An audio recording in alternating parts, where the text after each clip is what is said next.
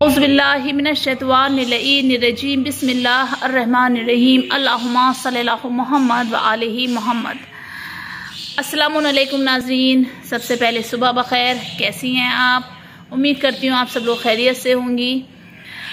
हसन दस्तरखान में आपका बहुत बहुत इस्तकबाल है। नाज़रीन, आज मैं आपकी खिदमत में लेकर हाजिर हुई हूँ परतदार पराठे, और ये पराठे मेरे पसंदीदा पराठों में से एक हैं। और नाज़रीन, भूख बहुत तेज़ लग रही है क्योंकि जो है सुबह सुबह का वक्त है, और रात में चूँकि हम लोग खाना कम खाते हैं, हल्का फुल्का ही खाती हूँ, तो मुझे सुबह बहुत तेज़ भूख लगती है। और आज चूँकि छुट्टी है तो मैंने सोचा कि आज मैं सुबह सुबह ही पराठे अपने हाथों से बनाती हूँ और आप लोग की खिदमत में हाजिर करती हूँ।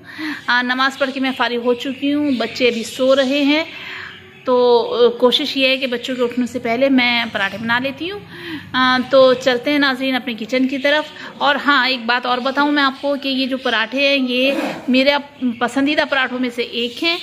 और ये पराठे जो है मुझे मेरी भाभी जान ने सिखाए थे जब वो शादी होकर आई थी, तो उन्होंने ये पराठे मुझे बनाना सिखाए थे। तो तब से लेकर आज तक मुझे ये पराठे बहुत बहुत बहुत पसंद हैं।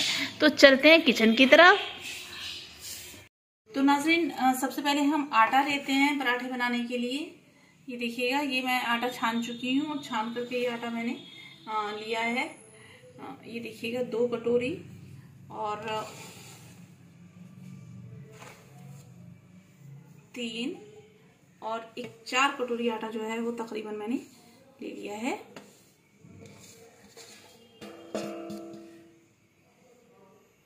चार बाउल भर करके मैंने ले लिया है, क्योंकि माशाल्लाह से अल्हम्दुलिल्लाह हमारे यहाँ पर जो है फैमिली मेम्बर्स काफ़ी सारे हैं, तो ये आटा मैंने ले लिया है।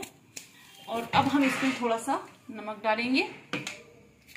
आटा मैं बिल्कुल नॉर्मल गूंथती हूँ, जो कहना चाहिए कि ज़्यादा जो है सख्त या ज़्यादा जैसे कहते हैं कि मुइन बना करके और ये वो इस तरह से नहीं गूंथती। बिल्कुल एक नॉर्मल जो खाने वाला रोटी वाला आटा होता है वही मैं जो है बनाती हूँ। अब ये थोड़ा थोड़ा पानी की मदद से हम आटे को गूंथना शुरू करेंगे। ये देखिएगा, थोड़ा थोड़ा पानी डालना है, एक साथ बहुत सारा पानी नहीं डालना। मैं अपनी बच्चियों को बताना चाह रही हूँ कि जो बच्चियां जो हैं अभी जिन्होंने खाना बनाना स्टार्ट नहीं करा है, तो उन्हें किस तरह से आटा गूंथना चाहिए। ये खास तरह से मैं उन बच्चियों को बता रही हूँ कि थोड़ा थोड़ा पानी डाल करके तब हम ऐसे इसे आटे को मलना शुरू करेंगे। आटे को मलना भी एक कला है। आप यकीन जानिएगा कि कोई भी काम ऐसा नहीं है कि जिसमें कला ना हो। हर चीज, हर काम जो हम बहुत जो है सफाई से करते हैं, तो एक तो काम होता है ऐसे ही कुछ भी कर देना, और एक होता है बहुत सफाई के साथ बहुत अच्छे से करना। तो हर काम अपने आप में एक आर्ट होता है। तो ऐसा नहीं है कि आटा गूंथना जो है बहुत इजी है और ये सोचेंगे बस ऐसे ही हो जाता है, नहीं, बल्कि आटा गूंथना भी एक आर्ट होता है। जितना अच्छा आटा गूंथा होता है उतना ही पराठा या रोटी जो भी आप बनाएंगे उतना ही अच्छा बनता है। बहुत से लोग ऐसा होता है, ख्वातीन जो होती हैं वो बहुत जल्दी जल्दी आटा गूंथ करके रख देती हैं, बहुत सख्त आटा होता है, फटा फटा होता है। तो इस तरह का आटा जो होता है उससे रोटियां बहुत अच्छी नहीं बनती। वक्ती तौर पे रोटी अच्छी बन जाती हैं, जैसे कि आप ताज़ी ताज़ी रोटी खाई जाती हैं, लेकिन जो जैसे जैसे वक्त गुजरता रहता है तो रोटियां पता चलता है कि 5 मिनट बाद रोटी बनाने की या 10 मिनट बाद रोटी फिर खाई ही नहीं जाती, बहुत सख्त हो जाती है। तो वजह सिर्फ ये होता है कि आटा अच्छे से नहीं गूंथा होता है। तो जितना अच्छे से आटा गूंथा होगा उतनी ही रोटियां अच्छे से बनेंगी। ये देखिएगा, ये थोड़ा थोड़ा आटा करके हमने इस सारा आटा में गूंथ लिया है, ये जो है मिला लिया है। इस तरह से आटे को मलते हैं। साथ साथ ये कूंडा जो होता है, ये बर्तन जो होता है, ये हम साफ करते चलते हैं ताकि बर्तन ज़्यादा गंदा ना हो।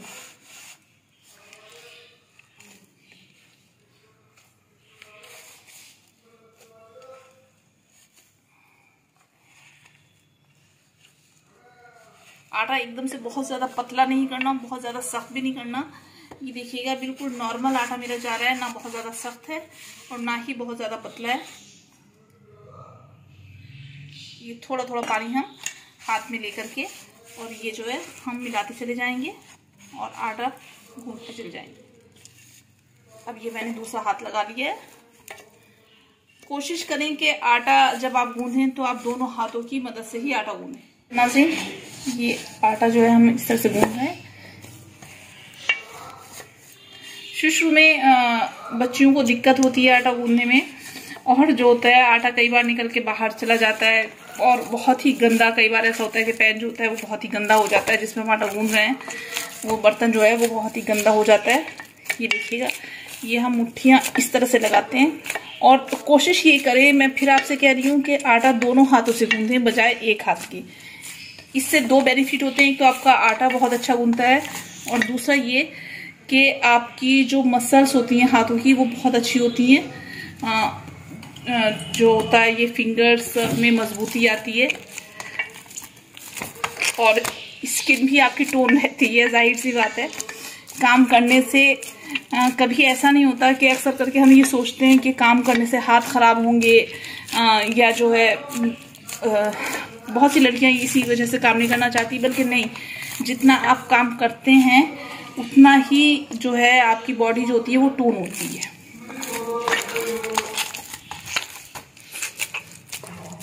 पुराने ज़माने में जो लेडीज़ हुआ करती थी, ख्वातीन, तो वो मसाला भी घर में ही गूंथा करती थी। मसाला घर में पीसा करती थी। वो मोटा मसाला होता था। तो मैंने खुद देखा है अपनी बड़ी बूढ़ियों को कि वो तो हमारी जो बड़ी बूढ़िया होती थी वो जो है मसाला, मोटा मसाला लेती थी। मोटा धनिया होता था, मोटी मिर्च होती थी और हल्दी भी इवन मोटी होती थी और वो सिलबट्टे पे पीसा करती थी। तो उससे उनकी हेल्थ बहुत अच्छी बनी रहती थी। ये देखिएगा, ये इस तरह से हम साफ करते चल जाएंगे।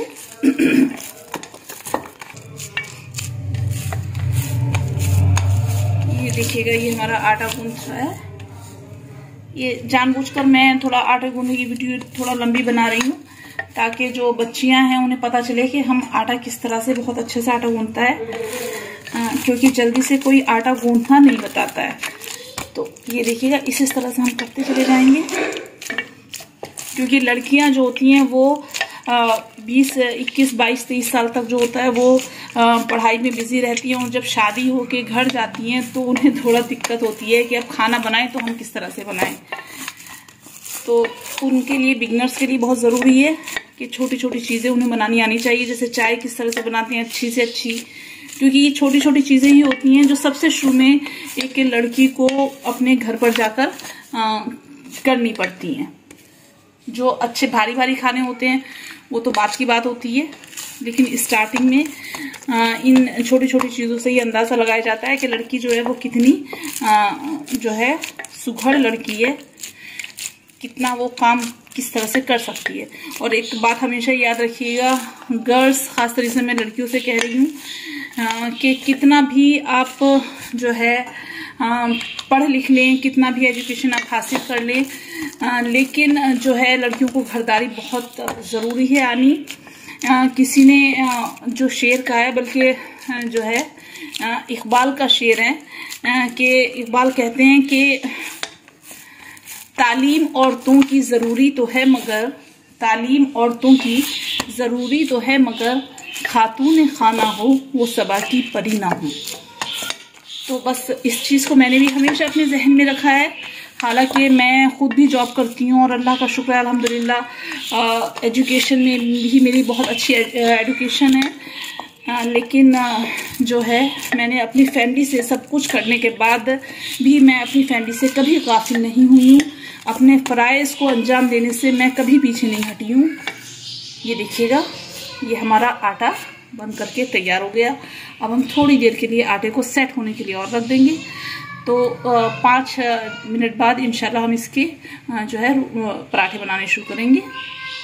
देखिएगा, ये आटा जो है, आटा मैंने गूंथ लिया है और ये गीले कपड़े से मैंने आटे को ढक दिया है। चूँकि अब थोड़ी सी गर्मी होने लगी है तो आटे के ऊपर लेयर जम सकती है, सूखी लेयर, तो इसलिए मैंने गीले कपड़े से, दस्तरखान से आटे को ढक के रखा हुआ है।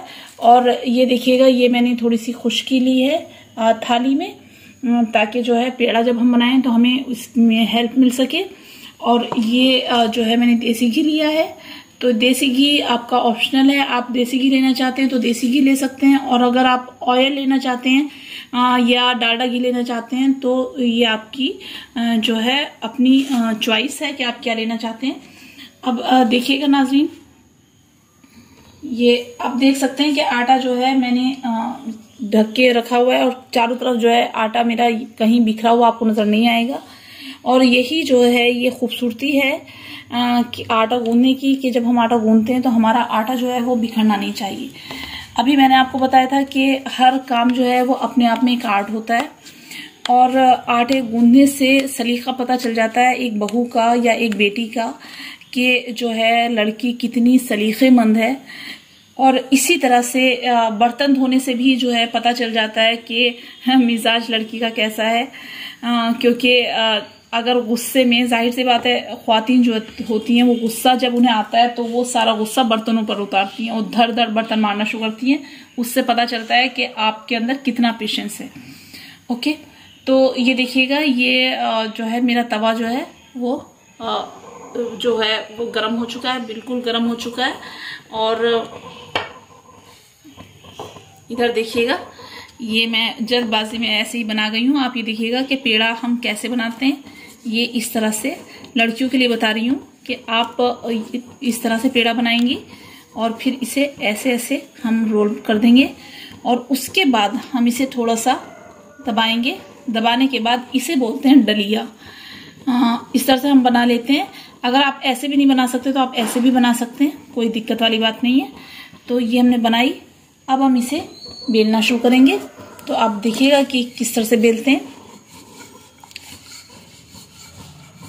देखिएगा, काम करना एक अलग चीज़ होती है, लेकिन काम को सलीके से करना वो भी एक बहुत इम्पॉर्टेंट चीज़ होती है।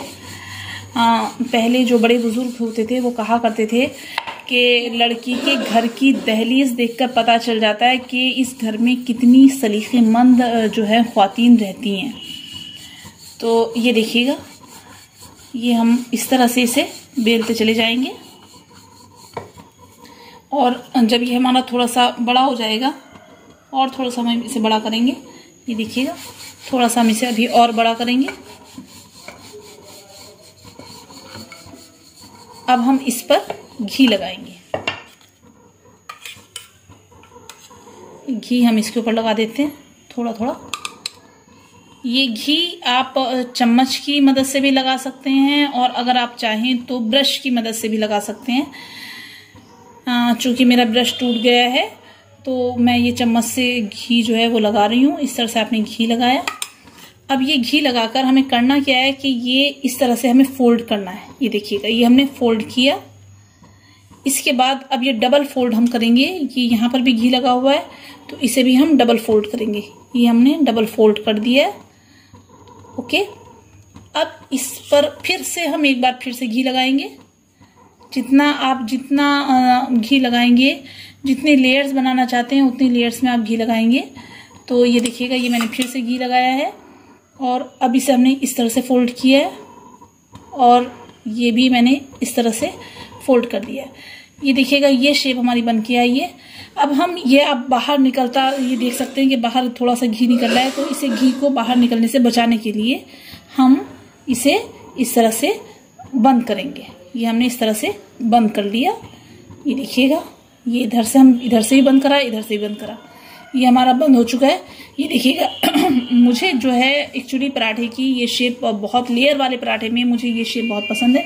आप चाहें तो इसे गोल भी कर सकते हैं, तिकोना भी कर सकते हैं, वो जस्ट डिपेंड ऑन यू कि आप कैसा पराठा चाहते हैं। ये देखिएगा, ये मैंने इसमें ये लगा लिया है, और अब देखेंगे हम इसे बहुत आहिस्तगी के साथ इसी शेप में हम इसे बेलेंगे। ये देखिएगा किस तरह से मैं बेल रही हूँ।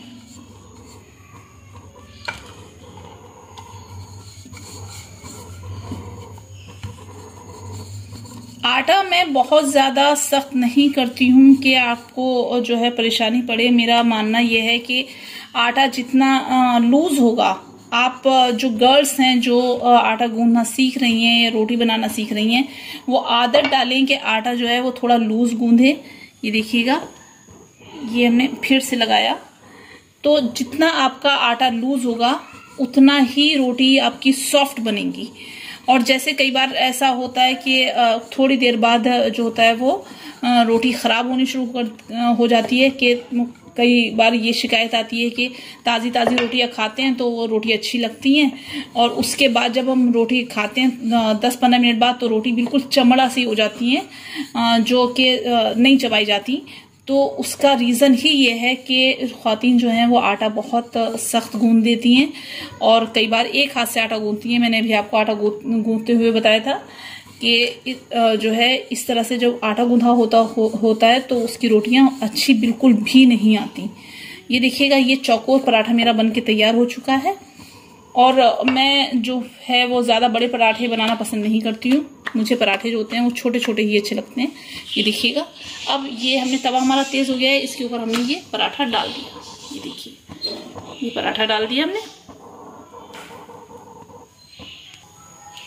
अब ये पराठा आप थोड़ा सा ऐसे हेल्प से ये पलट लेंगे पराठा। ये देखिएगा, अब हम पराठा पलटने के बाद जो है हम इस पर घी लगाएंगे। घी स्प्रेड करेंगे।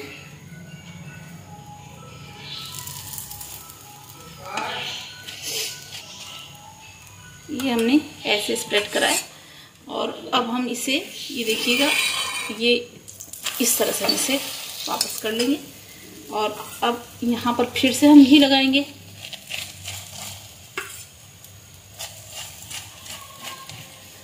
फिर से हम इसमें घी लगाते हैं।